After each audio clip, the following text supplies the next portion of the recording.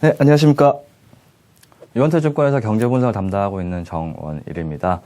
이번 기초 세미나 내용은 전편에 이어서 전편에서는 기초적인 내용을 다뤘다면은 이번 편에서는 이런 그 경제 성장률을 판단하고 앞으로 이제 그 주식시장이라든가 여러 가지 그 금융시장에서 나타나는 행동들을 예측하기 위해서 중요한 경제 변수들에 대해 가지고 좀 살펴보도록 하겠습니다. 응용편이라고 말씀드리고 있고요. 자, 경제 상황 중에서 중요하게 봐야 되는 그런 지표들을 세 가지 정도로 카테고리로 나눠 봤습니다. 경기 종합 지수, 환율, 정책 이런 세 가지의 항목으로 나누어 봤는데요. 사실은 이 세 가지 항목들을 종합적으로 판단해서 여러분들 투자 활동의 이제 결정에 있어서 종합적인 판단을 내리시는 것이 굉장히 중요하다고 말씀드릴 수 있겠습니다. 일단 기본적으로 경기 종합 지수는 쉽게 말해서 선행 지수 혹은 동행 지수 이런 그 지수들인데 뭐냐면은 결국 경제에 대한 종합적인 판단을 할 수 있는 아주 직관적인 지표이기 때문에 이런 경기 종합 지수를 거의 대부분의 국가에서 산출을 하고 있다라고 봐주시면 될 것 같습니다.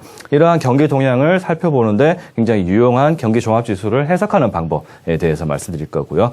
두 번째 항목은 환율입니다.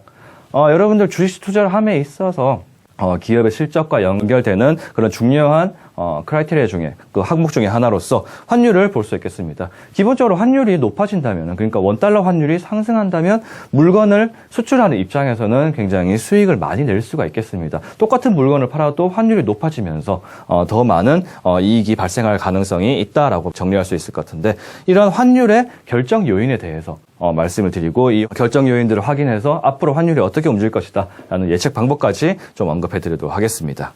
정책 부분 굉장히 중요한 부분이죠. 그래서 세금 부분과 재정정책 그리고 통화정책 이런 부분들도 주식시장에 있어서 굉장히 중요하게 변동성을 가져올 수 있는 그런 지표이기 때문에 자세히 살펴보도록 하겠습니다. 자, 먼저 경기 종합지수입니다. 전편에서 말씀드렸던 경제 성장률, GDP 성장률이죠. 이것은 분기별로밖에 확인할 수가 없습니다. 굉장히 적시성이 떨어지는 그런 지표라고 볼 수 있겠죠. 그래서 이 분기별로 수치 확인이 가능하기 때문에 즉시성이 부족한, 그런 상대적으로 부족한 그런 지표라고 볼 수 있겠고요. 그래서 경제 성장률을 분기별로 나타나는 것을 이제 더 미리 예측하기 위해서 경기 변동에 민감한 세부 경제 지표들을 수집을 합니다. 이 수집을 한 이후에 통계 기법을 통해서 어떤 지수를 산출하는 과정이라고 볼 수 있겠는데요. 자, 경제 전망이 필요하지만 세부 부분의 역학관계를 통한 큰 그림을 그리기가 어려울 때 이 확인하는 지표가 이제 경기 종합지수다라고 정리할 수가 있겠습니다. 가장 대표적인 경기 종합지수로서 OECD에서 발표하고 있는 선행지수가 있습니다.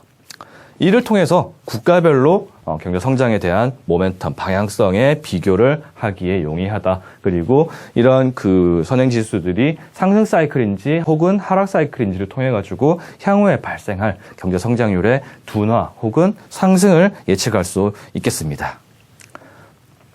자, 경기 종합지수를 확인함에 있어서 중요하게 바라봐야 되는 세 가지의 그 구성 요소들이 있습니다. 선행지수와 동행지수 그리고 후행지수로 구성되는데 우리가 중요하게 봐야 되는 것은 결국 선행지수겠죠. 왜냐하면은 지금까지 나타난 일에 대해서는 상대적으로 관심도가 좀 떨어질 수밖에 없는데 앞으로 나타날 일에 대해서는 아무도 예측할 수가 없는 상황이고, 그렇기 때문에 이런 선행하는 지표들을 잘 살펴보면서 경기 동향에 대해서 판단할 필요가 있다고 보시면 될 것 같습니다. 자, 선행종합지수는 현 시점으로부터 약 2개 분기 혹은 3개 분기, 그러니까 7, 8개월에서 한 10개월 정도의 미래의 경기 상황을 전망할 때 유용하게 활용될 수 있는 지표다라고 보시면 좋을 것 같고요.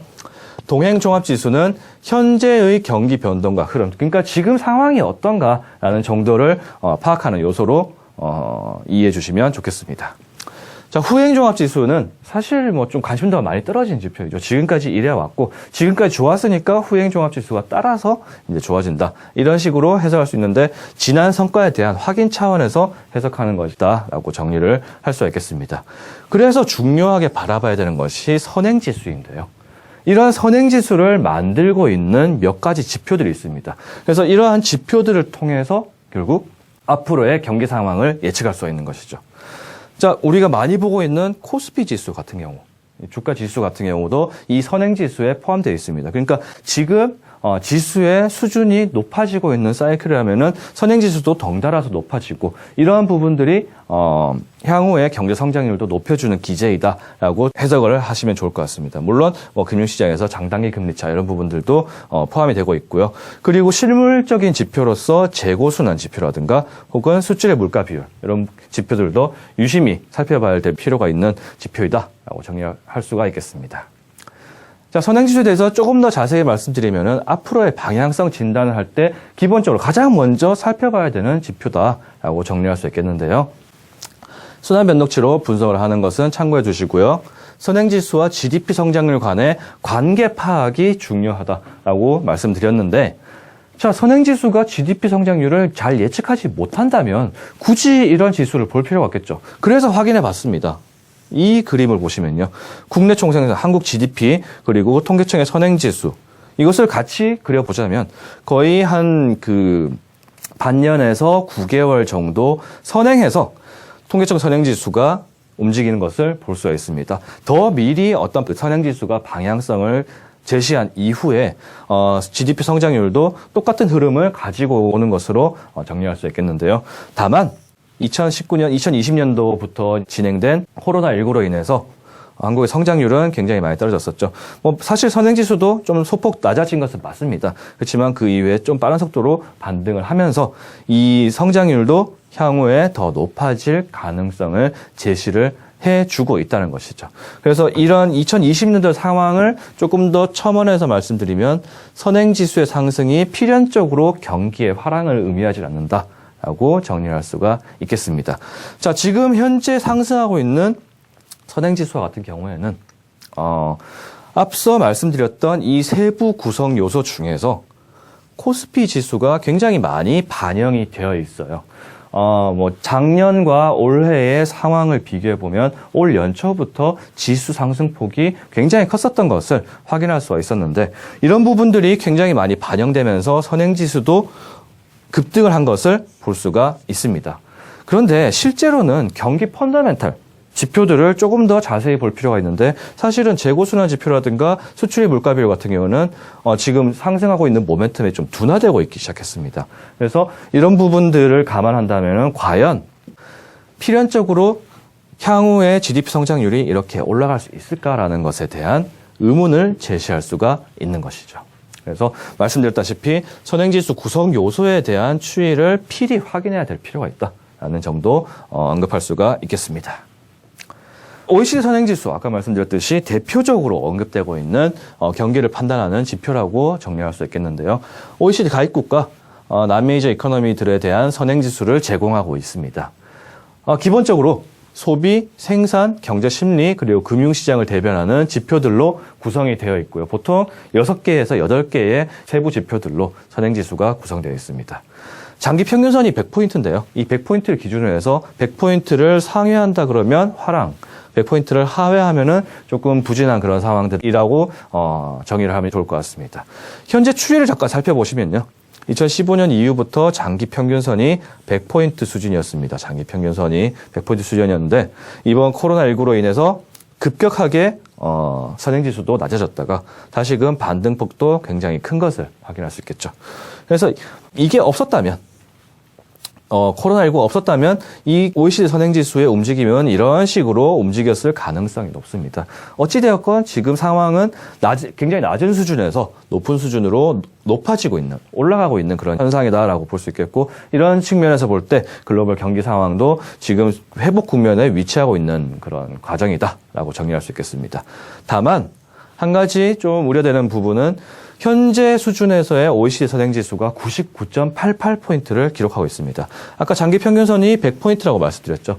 장기 평균선 근처까지 접근을 했다는 것입니다. 이것은 향후에 해석을 함에 있어서 두 가지의 해석을 할 수 있겠는데 이 모멘텀 상황이 지금 높아지고 있는 상황이기 때문에 긍정적으로 바라볼 수 있겠다라는 측면에서 해석하는 것이 한 가지 방법이고요. 수치 자체가 100포인트까지 왔기 때문에 언제 둔화될지 모르겠다라는 그런 해석을 하는 것이 두 번째의 해석이라고 볼 수가 있겠습니다.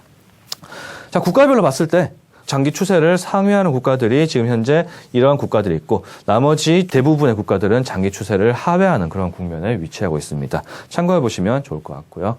동행지수와 후행지수 두 가지의 지표는 간단하게만 짚고 넘어가겠습니다. 동행지수는 대표적으로 현재 상황을 대변하는 지표, 그리고 구성요소 중에서는 산업생산지표가 굉장히 중요한 역할을 하고 있다 정도로 언급할 수 있겠고요. 후행지수에서는 실업률 같은 경우가 굉장히 중요하게 역할을 하고 있다. 지난 경제 상황에 대한 점검 차원에서 활용하는 그런 지표이다라고 정리할 수가 있겠습니다. 자, 지금까지는 경기 종합지수에 대해서 말씀드렸는데 이 지수는 결국 향후의 경기 방향성에 대해서 예측할 수 있는 그런 중요한 변수들이기 때문에 언급을 해드렸고요. 두 번째로 중요한 경제 변수는 환율입니다. 자, 환율이라는 것은 왜 활용되는가? 국가별로 다른 통화를 활용하기 때문에 교환 비율이 필요하기 때문입니다. 그래서 우리가 주로 보는 환율 지표는 명목 환율로 정의가 되어 있는데요. 실생활에서 자주 쓰는 A국과 B국, 예를 들어서 한국과 미국의 화폐 교환 비율, $1, 1달러당 1,100원이다. 이런 것이 명목 환율로 정의가 되겠고요. 실질 환율이라는 개념도 있습니다. 이것은 국가의 구매력, 국가 전체의 전반적인 구매력 지표를 의미하는 것인데, 자, 글로벌 경제의 통합 과정이 굉장히 빠르게 진행되고 있습니다. 해외 부분하고 국내 부분하고 이제 분리가 되어 있고 해외에 대한 익스포저들이 굉장히 많이 높아지는 그런 상황들이 이어지면서 경제 주체들의 중요한 고민거리로 등장한 것이 바로 환율 수준이라고 볼 수가 있겠습니다. 자, 중요하게 알아봐야 되는 이유 첫 번째는 바로 수출입과 직결되는 부분입니다. 수출 기업들에 있어서는 환율이 높아지면, $1 환율이 높아지면 수익성이 좋아지는 것으로 이제 이해하시면 좋을 것 같은데, 이런 부분들, 그리고 수익 기업 측면에서는 $1 환율이 오히려 낮아지는 것이 비용을 절감할 수 있는 그런 역할을 할 수 있기 때문에 중요한 변수이다라고 정리할 수가 있겠습니다. 수출과 수입은 국제거래이기 때문에 자국통화로 전환하는 과정이 분명히 필요하겠고요. 기업의 매출과 이익과 연결되는 지표다. 이런 부분들이 존재하기 때문에 결국 환율은 중요하게 바라봐야 되는 변수이다라고 정리할 수 있겠고요. 자국통화 가치의 강세는 이제 $1 환율의 하락을 의미하는 것이고, 자국통화 가치가 강세를 보인다면은 수출에는 불리하고 수입에는 유리하다. 그래서 지난 코로나19 시국에 있어서 환율의 변동성을 보시면은 최초에 1,100원대 수준에서 움직였다가 코로나19가 피크를 찍었던 그 상황에서는 $1 환율이 1,300원까지 상승했었죠. 이 상황이 이어진다면은 수출에 오히려 유리해졌고 수입에는 불리해진 그런 상황이 연출되었다라고 볼 수 있겠습니다. 다만 수출입 계약 시점에서의 환율과 실제 재화 이동 시점에서의 환율이 다를 수 있음에 좀 유의를 한다면, 그 코로나19 당시에 환율이 높았기 때문에 그때 당시 금액으로 계약을 하고 나면은 그 시차를 두고 어느 정도 시간 이후에 기업의 매출이 이제 잡히는 그런 특성들을 좀 고려해 볼 필요가 있겠다라고 정리할 수 있겠습니다. 자, 환율 결정 요인. 앞으로 발생할 환율의 움직임은 어떻게 바라봐야 될까? 어떠한 변수를 통해서 예측을 해야 될까라는 것이 중요하게 작용하게 있는데요. 사실 좀 더 정확하게 측정하기 위해서는 가격 변수, 수출입 단가라든가 생산자 물가, 그리고 생산에 필요한 국제 유가들, 이제 물가 수준 변수들을 중요하게 바라봐야 되고요. 그리고 환율을 측정하기 위해서 자국의 요인들로 언급되는 것이 물가, 소득, 통화량, 이자율 같은 것들이 있습니다. 그리고 대외 요인으로는 지금까지 누적된 경상수지와 자본수지, 이런 것들도 존재를 하고 있고요. 외생 변수로서 언급되는 것은 지금 경제 환경들이라고 볼 수 있겠는데요. 아주 직관적으로 요 그림을 봐주시면 좋을 것 같습니다. 환율을 결정함에 있어서, 환율을 예측함에 있어서 굉장히 중요한 역할을 하는 경제 변수들은 바로 물가와 소득, 통화량, 금리, 이 네 가지의 항목이다라고 봐주시면 좋을 것 같습니다. 이 네 가지 항목이 이론적으로 환율에 영향을 미치는 중요한 요소들이거든요. 그 중에서 $1 환율은 어떠한 변수에 많은 영향을 받을까라는 것을 분석해본 결과, 소득 수준이 환율에 많은 영향을 미친다라고 분석 결과 도출되었습니다. 그리고 금리도 마찬가지로 $1 환율에 영향을 많이 주는 변수다라고 정리가 되어 있는데요. 하나씩 항목들을 좀 언급해 보자면, 소득 부분은 해당 국가의 통화를 다른 국가가 선호하는지를 여부를 통해서 구매력을 측정하는 것이라고 정의가 되어 있는데, 쉽게 말하면 소득이 증가하면은 한국의 소득이 증가하면 원화 강세의 움직임이 보인다. 그러니까 성장률이 높아진다면 회동 통화는 강세를 보인다라고 볼 수가 있을 것 같습니다. 전편에서 말씀드렸듯이 소득이라는 것은 GDP라고 정의할 수 있겠죠. 그러니까 경제 성장률이 높아진다면 워낙 강세를 보이는 것이라고 볼 수가 있겠고요. 그리고 물가 항목은 어떻게 영향을 주는지 보시면 물가가 상승한다는 것은 돈이라는 재화의 가치가 낮아지는 것이다. 그래서 상대적으로 한국의 물가가 갑자기 올라간다면 돈의 가치는 떨어지고 이 원화의 가치는 떨어지는 것이니까 원화 약세라고 이해하시면 좋을 것 같습니다. 자, 그리고 통화량과 이자율 변수들은 물가에 딸려서 나타나는 지표들이기 때문에 글을 한번 참고해 보시면 좋을 것 같고, 최근의 상황들을 조금 말씀드려보자면 지금 선행지수들이 굉장히 높아지고 있고 각종 그 경제 지표들이 긍정적으로 움직이고 있기 때문에 한국의 GDP 부분들도 이제 그 향후에 좀 상승할 여력이 존재하고 있다라고 정리할 수 있겠는데, 사실은 이 이면들을 뜯어보자면 아까 선행지수 말씀드릴 때도 언급해 드렸다시피 좀 그 세부 지표들에 대한 왜곡 이런 부분들도 중요하게 바라봐야 되는 지표인 것 같고요. 전편에서 말씀드렸던 소비 부분에서도 확인하실 수 있다시피 최근에 내구재 소비 추이라든가 계속적으로 치고 올라가지 못하는 소비자 심리지수 이런 부분들을 감안했을 때 소득의 방향성이 어디로 갈지 모르겠다 정도로 언급할 수 있을 것 같습니다. 그렇게 된다면 원화 가치는 지금은 상황보다 추가적으로 강세로 움직인다기보다는 오히려 이런 불확실성이 높아지는 그런 상황이기 때문에 원화 약세 쪽으로 움직일 가능성이 있지 않나라고 볼 수 있겠습니다. 경기 상황들하고 환율하고 굉장히 중요한 관계를 가지는데, 사실은 환율 변동성 이런 부분들은 경제를 바라보는 시각에 굉장히 많이 의존하는 것도 참고해 볼 필요가 있을 것 같습니다. 여러분들 많이 접하는 것들 중에서 포털에 검색어를 입력하면은 그것들이 다 자료화돼서 남아 있습니다. 그래서 경기 침체라는 키워드를 검색을 해보면 검색한 수치가 높아질 때마다, 이렇게 치고 올라갈 때마다 환율은 항상 원달러 환율은 상승을 한 모습을 볼 수 있습니다. 그러니까 민간 경제 주체들이 경기 침체에 대한 우려가 높아질수록 원달러 환율은 상승한다, 원화 가치는 하락세를 보인다라는 것으로 이해해 주시면 좋을 것 같고요. 글로벌리하게도 리세션이라는 검색 수치하고 원달러 환율을 비교해 보면은 이렇게 좀 변동성이 높아지는 국면에서 리세션 검색이 높아지는 그런 상황들이 있었다라는 것도 좀 참고해 볼 필요가 있을 것 같습니다. 환율이라는 것은 수출과 수입 기업들한테 굉장히 중요한 요소로 작용하게 되고, 이것들을 예측하기 위해서는 아까 말씀드렸다시피 소득과 물가 변수가 중요하고, 그거보다 더 앞서서 사람들이 경기에 대해서 어떻게 인식하는지, 경기 침체에 대한 이런 키워드 검색하고 연관관계도 유심히 살펴볼 필요가 있겠다 라고 정리하겠습니다. 마지막으로 정책입니다. 자, 정책은 세 가지로 나눌 수 있을 것 같은데요. 먼저 조세 정책과 저축률 항목으로 첫 번째 내용을 담아봤습니다. 사실은 지금 코로나19 시국으로 인해서 굉장히 중요한 포인트가 되고 있는 상황인데요. 사실은 코로나19로 인해서 주요 대부분 국가들이 재정 확대 정책을 펼치고 있죠. 이 재정 확대가 이루어진다면 결국 재정 수지 적자가 발생한 것이고, 이러한 국가의 부채를 충당하기 위해서는 국가의 곳간을 채워놔야 됩니다. 결국에는 이런 세율의 변동이 발생할 수밖에 없는 그런 상황이 이어지고 있다라고 정리할 수 있겠습니다. 자, 좀 더 원론적으로 말씀드리면은 큰 정부와 작은 정부의 스탠스 차이에 의해서 조세 정책이 이제 차이가 날 수밖에 없는 상황이고요.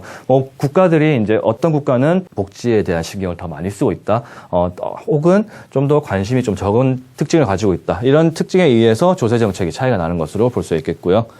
적극적인 재정 집행을 위해서 재원 조달할 때 중요한 경로로 작용할 수 있는 것이 조세 부과를 통한 재원 마련이다라고 정리할 수 있겠습니다. 그리고 적당한 수준의 조세와 정책 집행은 경제에 긍정적인 효과를 주고 있는데, 사실은 이 정부 지출, 이 항목들로 인해 가지고 역할을 할 수가 있다고 보시면 될 것 같습니다. 그런데 참 과도한 조세 부과는 이런 리카르도 동등 정리라는 이 정리에 의해서 저축률이 증가되는 부분들을 가지고 있습니다. 뭐냐면은 미래에 대한 대비 측면에서요. 향후에 지금 당장은 재정 정책을 통해 가지고 내 소득이 늘어나는 것 같지만 이런 각종 정책들로 인해서 미래에 조세가 증가할 가능성이 있겠다라는 예측이 민간 경제 주체들한테 많이 인식이 된다면은 결국 지금 확보되고 있는 소득을 소비하지 않고 저축을 증가시키는 형태로 이어질 것이다라고 정리할 수 있겠는데요. 사실은 이 그래프를 살펴보면은 한국의 2019년 당시에 저축률은 20% 후반대에 형성되어 있었습니다. 그런데 2020년을 진입하면서 코로나19 시국을 맞아서 정부 재정 정책이 굉장히 확장적으로 이루어지면서 미래에 대한 조세 부담 이런 부분들을 고려해서 저축률이 2019년보다 한 단계 레벨업한 것을 볼 수가 있겠죠. 그래서 이런 부분들도 참고해서 볼 만한 지표인 것 같고, 결국 이렇게 저축률이 높아진다면은 이어지는 현상은 소비가 감소하는 것이겠죠. 지금 내가 가지고 있는 재원을 어떻게 배분할 것인가의 측면에서 소비보다는 저축을 더 많이 하겠다, 미래에 대한 대비를 더 많이 하겠다라는 측면에서 접근할 수가 있겠습니다. 자, 재정정책 말씀드렸는데 얼마만큼 많이 지출했는가, 코로나19로 인해서 이에 대한 대응을 하기 위해서 주요 국가들이 뭐 예산이 수반된 정책과 비예산적인 정책으로 나누어서 조사가 되고 있지만 거의 GDP의 뭐 한 20-30% 정도는 코로나19에 대응하기 위해서 정책을 집행한 그런 상황이라고 보시면 될 것 같습니다. 이러한 그 정책 대응들이 재정 수지를 악화시키는 요인으로 작용하게 됐고요. 그래서 이 재정 수지를 악화를 개선하고 재원을 조달하기 위해서 조세라든가 혹은 채권을 발행한다든가 이런 활동을 이제 정부에서 하고 있는 것이다라고 볼 수 있겠습니다. 자, 그래서 지금 장기적 관점에서 볼 때는 국가 채무와 재정 수지 측면에서 냉정한 판단이 요구되는 시점이 아닌가라고 볼 수 있겠습니다. 마지막으로 통화 정책입니다. 경기 변동성을 최소화하기 위한 목표라고 볼 수 있겠고요. 각국의 중앙은행에서 정책 입안과 조절을 수행하고 있는데 최종 목표는 물가 안정입니다. 뭐 금융시장을 화랑으로 만들겠다거나 아니면은 경기 침체에 대응하겠다, 그게 아니라 물가 안정을 도모하면서 경제를 안정적으로 운영하는 것이 바로 통화정책의 기본적인 목표라고 볼 수 있겠고요. 이것을 조정하기 위해서 정책금리를 조절하고 있습니다. 사실은 전편에서 말씀드렸다시피 경제 성장률이 중요한 이유, 이 경제 성장률을 확인하면서 통화정책이 이루어지는 것이기 때문이라고 정리를 할 수 있을 것 같고, 코로나19와 같은 급격한 경제 충격은 정책금리의 대폭 조절을 통해서 유동성 조절로 대응을 하고 있는 그런 상황이다. 그래서 지금 물가 상황을 굉장히 안정적으로 유지하려고 하는 노력을 정책을 통해서 하고 있다라고 봐주시면 좋을 것 같습니다. 자, 지금까지 말씀드렸던 응용편에서 경기 종합지수 그리고 환율 정책에 대해서 말씀드렸는데, 이런 부분들은 경제 성장률을 판단함에 있어서 근본적인 지표들 이후에 조금 더 자세하게 어떤 경기에 대한 상황들을 판단하기 위한 중요한 가늠자로서 역할을 할 수가 있을 것 같습니다. 이상으로 기초 세미나 응용편 내용을 마치도록 하겠습니다. 감사합니다.